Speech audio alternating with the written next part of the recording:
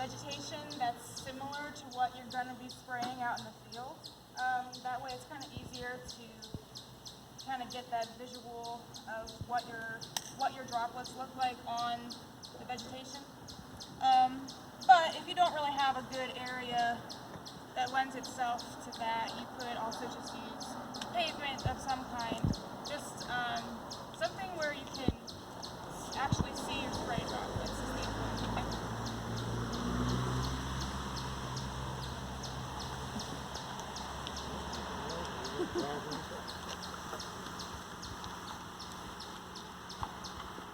And then the other thing is your nozzle. So before you start spraying your calibration area, you need to adjust your nozzle to a comfortable spray pattern to what you would be using when you're actually out applying.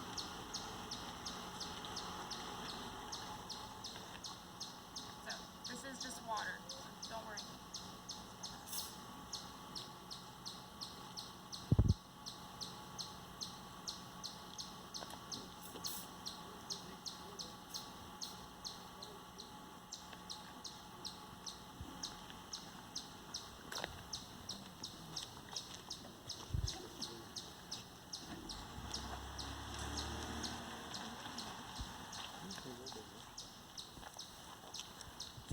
And probably when you're laying out your area, it's probably a good idea to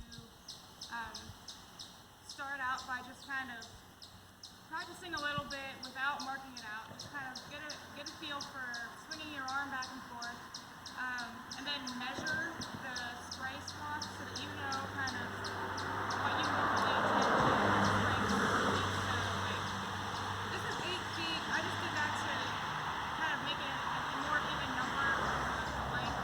But if you want, like kind of when you start out, you just kind of practice swinging back and forth and kind of measure the width that you tend to swing your arm. Could make it easier.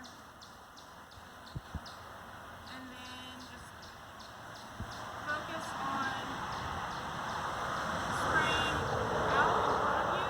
You don't want to be spraying down by your feet. And you do want to make sure you keep the sprayer pressurized. So I usually do about 1 pump per step. And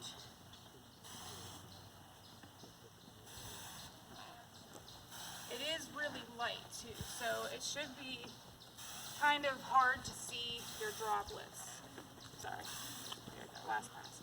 So I don't know how well you could see the droplets, if at all, but because the coverage was really light, and that's really what you want to aim for when you're doing these, especially. So in the work that I do, we usually would train ourselves to spray at about 20 gallons per acre.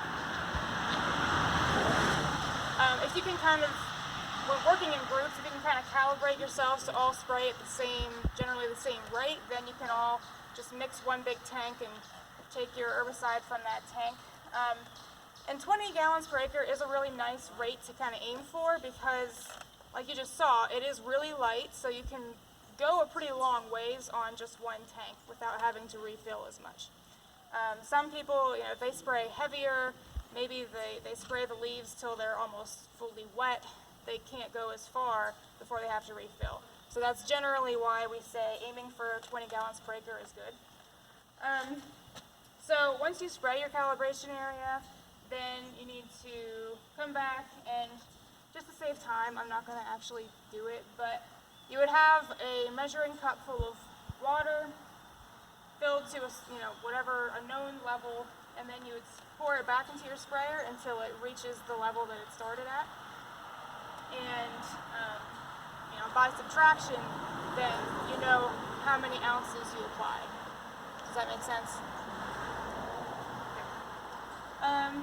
So that's calibration.